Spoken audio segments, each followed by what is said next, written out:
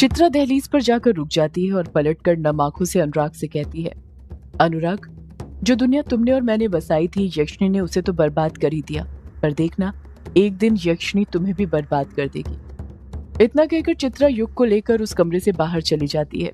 उन दोनों के वहां से जाते ही कमरे के अंदर चित्रा की आवाज गूंजने लग जाती है, यक्षिणी तुम्हें बर्बाद कर देगी, यक्षिणी तुम्हें बर्बाद कर देगी। यही आवाजें बार बार युग के कानों में गूंजने लग जाती हैं और युग अपने अतीत की यादों में से बाहर आ जाता है। युग अतीत की यादों में से बाहर तो आ गया था, पर उसकी दोनों ही आंखें नम थी। वो फर्श पर लेटा हुआ था और उसने अपना सिर चित्रा की पेंटिंग के ऊपर रखा हुआ था। युग खुद से कहता है, माँ ने सही कहा था, यक्षिणी सब बर्बाद कर देगी। उसने सब बर्बाद कर दिया। पापा, माँ, सब कुछ छीन लिया मुझसे उस यक्षिणी ने, सब कुछ छीन लिया, सब बर्बाद हो गया। यही सब बड़बड़ाते हुए युग की कब आंख लग जाती है उसे पता ही नहीं चलता है। इस तरफ कंचन यक्षिणी को मारने के लिए सुदेश और दिलीप के साथ रोंकामुचा घाट पहुंच गई थी। कंचन के हाथ में खोपड़ी थी जिसकी आंखों से लाल रोशनी निकल रही थी। उसी की मदद से वो आगे बढ़े जा रहे थे। उन तीनों के सिवा रोंकामुचा घाट पर और कोई नहीं था। वहां पर इतनी खामोशी छाई हुई थी कि वो एक कदम भी आगे बढ़ाते थे तो उनके कदमों की आहट गूंजने लग जाती थी। दिलीप और सुदेश दोनों ही कांपते हुए अपने कदम आगे बढ़ा रहे थे। उन्हें रोंकामुचा घाट पर आए हुए बहुत वक्त हो गया था, पर जब से वो लोग वहां पर आए थे, कंचन उन्हें बस यहाँ से वहां घुमाए जा रही थी और कुछ नहीं कर रही थी। इन सब से दिलीप ऊब गया था। वो मन ही मन सोचने लग गया था कि ये हमें रात की सैर कराने लेकर आई है या यक्षिणी को मारने के लिए लेकर आई है। कुछ समझ नहीं आ रहा। दिलीप धीरे से सुदेश से पूछता है, यहाँ चलते चलते मेरे पैर दुख गए, पर यक्षिणी का कहीं नामो निशान नहीं है। कहाँ है वो और ये कंचन करना क्या चाहती है? सुदेश धीरे से जवाब देता है ताकि कंचन को सुनाई ना दे। पता नहीं जीजा जी, ये कंचन क्या करना चाहती है, आप खुद ही पूछ लीजिए ना। सुदेश ने जानबूझकर ऐसा जवाब दिया था। वो जानता था कि कंचन से दिलीप को भी डर लगने लग गया था, क्योंकि जिस तरह से कंचन अपना हुलिया घाट पर बनाकर भटक रही थी, वो किसी भटकती हुई आत्मा से कम नहीं लग रही, जिसके हाथ में दांत किटकिटाती हुई एक खोपड़ी थी। कंचन फुसफुसाते हुए कहती है, कहाँ है यक्षिणी तू? सामने आ। देख, गुरु माँ मायाधारी की सेविका तुझसे मिलने आई है। सेविका नहीं, तेरी मौत तुझसे मिलने आई है। कुछ जवाब नहीं आता है। वही खामोशी छाई हुई थी जो थोड़ी देर पहले छाई हुई थी।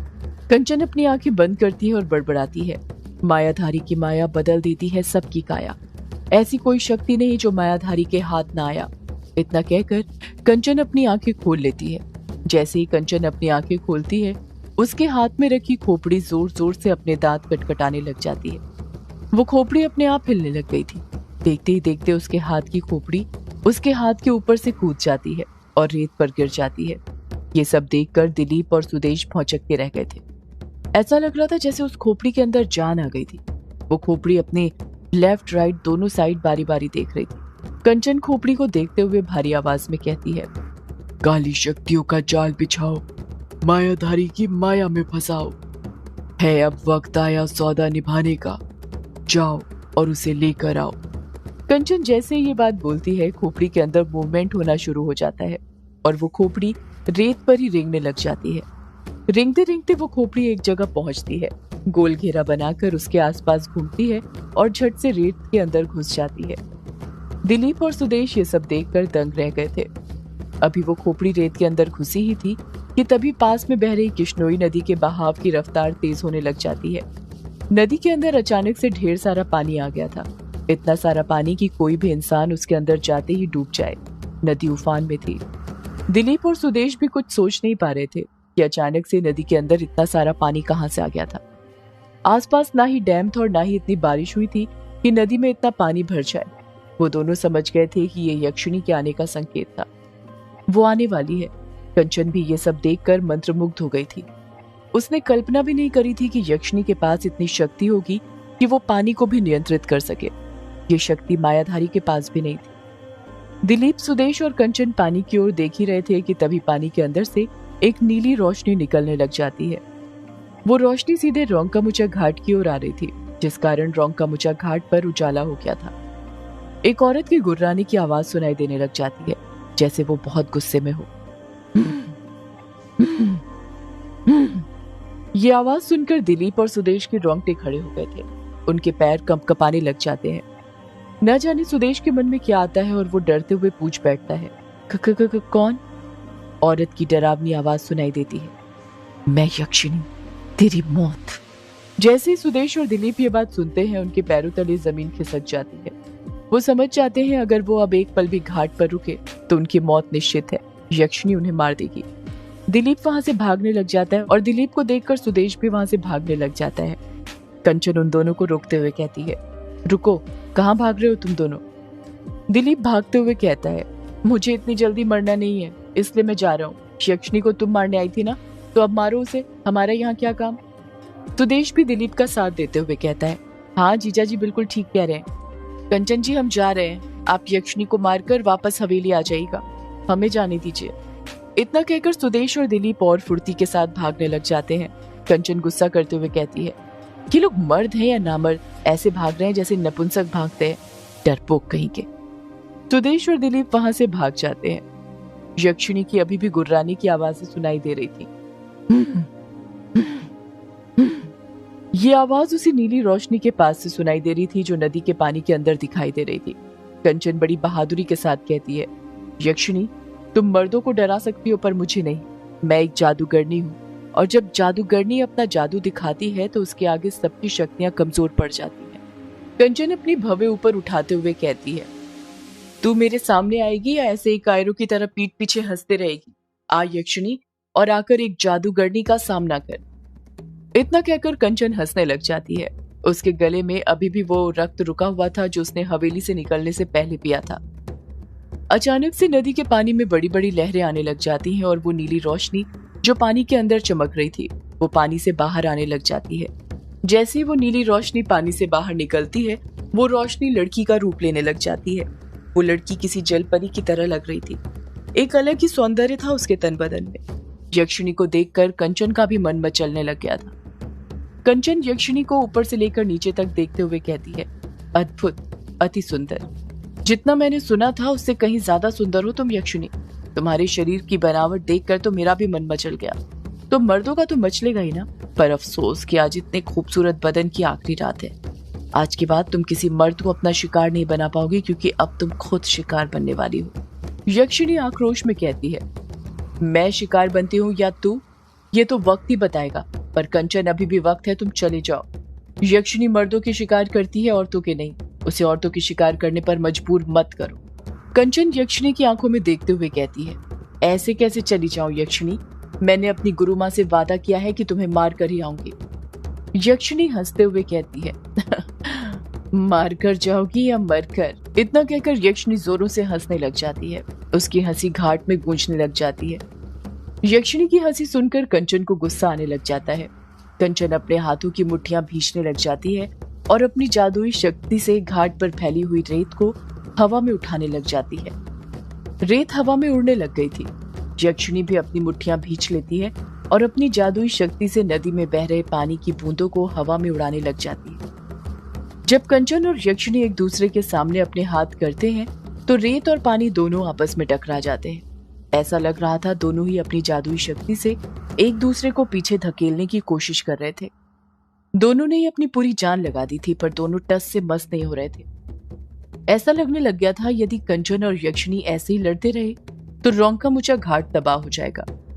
देखते ही देखते कंचन की शक्तियां यक्षिणी की शक्तियों के आगे कमजोर होने लग गई थी। उसके गले में जो खून ठहरा हुआ था वो कम होने लग गया था। अब उसका गला लाल नहीं दिख रहा था। उसके पांव अपने आप पीछे हटने लग गए थे। कंचन मन ही मन सोचती है, ये मेरी शक्तियों को क्या हो रहा है? मैं इसका सामना क्यों नहीं कर पा रही हूँ? एक जादूगरनी यक्षिणी से नहीं हार सकती। इतना कहकर कंचन फिर अपनी पूरी शक्तियां यक्षिणी पर झोंक देती है, पर कुछ असर नहीं होता है, बल्कि कंचन ही 2-3 कदम पीछे हो जाती है।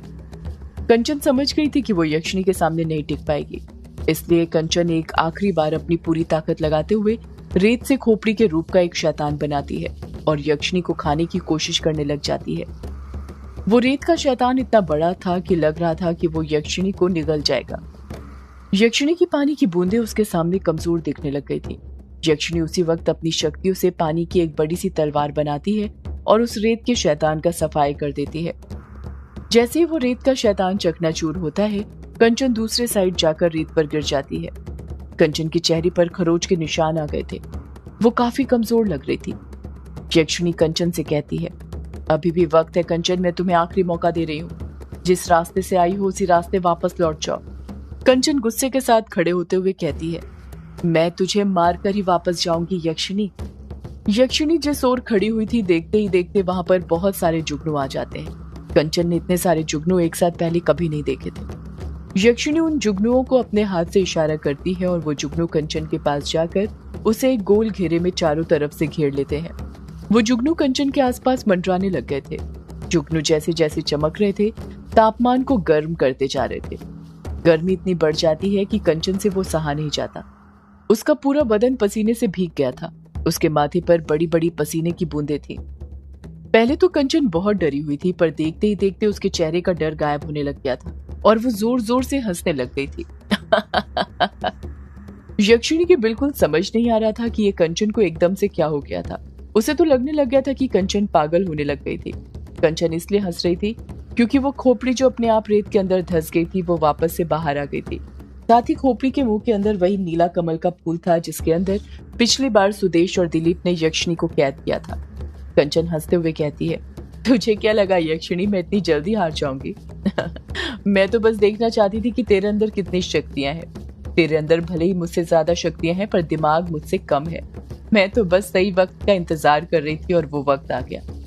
इतना कहकर कंचन अपने हाथ की मुट्ठी खोलती है। उसके अंदर यक्षिणी का बाल था जो रात के अंधेरे में नीले रंग में चमक रहा था। कंचन उस बाल को दोनों छोर से पकड़ते हुए कहती है, इस बाल को तो तुम पहचानती होगी ना यक्षिणी? यक्षिणी अपने बालों की तरफ देखने लग जाती है। उसके समझ में नहीं आ रहा था कि कंचन के हाथ उसका बाल कैसे लगा था। कंचन गुस्से के साथ यक्षिणी के बाल को दूसरे छोर से 1 इंच तोड़ देती है। जैसे ही यक्षिणी का बाल टूटता है, कंचन के आसपास जो जुगनू मंडरा रहे थे वो उसी वक्त अपना दम तोड़ देते हैं और मरी हुई मक्खियों की तरह रेत पर गिर जाते हैं। यक्षिणी चीखती है, आ नहीं। कंचन हंसते हुए कहती है, हुआ दर्द? बड़ा मजा आ रहा है यक्षिणी तेरे मुंह से दर्द की आवाजें सुनकर। और अभी तो ये शुरुआत है। मैं तुझे भी तड़पा तड़पा कर मारूंगी जैसे तू मर्दों को तड़पा तड़पा कर मारा करती थी। वो खोपड़ी जो रेत के अंदर से बाहर आई थी रेंगते हुए कंचन के पास चले जाती है। कंचन उस खोपड़ी में से वो नीला कमल का फूल बाहर निकालती है और यक्षिणी का बाल उस कमल के फूल पर लपेटना शुरू कर देती है। जैसे ही कंचन यक्षिणी का बाल कमल के फूल पर लपेटती है, यक्षिणी को एहसास होता है जैसे कोई उसे बांध रहा हो। यक्षिणी के दोनों हाथ उसके शरीर से सिमट जाते हैं। यक्षिणी के दोनों हाथ एक अदृश्य रस्सी से बंध गए थे। यक्षिणी अपने हाथों को छुड़ाने की कोशिश कर रही थी पर छुड़ा नहीं पा रही थी। यक्षिणी कंचन के आगे बहुत कमजोर पड़ गई थी क्योंकि कंचन के हाथों में उसका बाल लग गया था और डायन की कमजोरी उसके बाल ही होते हैं। कंचन अपनी आंखें मटकाते हुए कहती है, बहुत मर्दों की चीखें निकलवाई है ना तूने, आज मैं तेरी चीखें निकलवाऊंगी। इतना कहकर कंचन अपनी आंखें बंद करती है और मन ही मन मंत्र बड़बड़ाती है। जब कंचन अपनी आंखें खोलती है तो उसके हाथों में एक बड़ा सा मोटा कोड़ा था। कंचन उस कोड़े को अपनी पूरी जान से पीछे खींचती है और यक्षिणी के बदन पर बरसाने लग जाती है। यक्षिणी के गोरे बदन पर कोड़े के निशान पड़ने लग गए थे। यक्षिणी के कराहने की आवाजें आसमान में गूंजने लग जाती हैं। कंचन पागलों की तरह हंसते हुए कहती है, मैंने कहा था ना यक्षिणी, मैं तुझे मार दूंगी। जादूगरनियों के जादू के आगे किसी का जादू नहीं चलता। आज की रात तेरी आखिरी रात है। सदियों से है पुरानी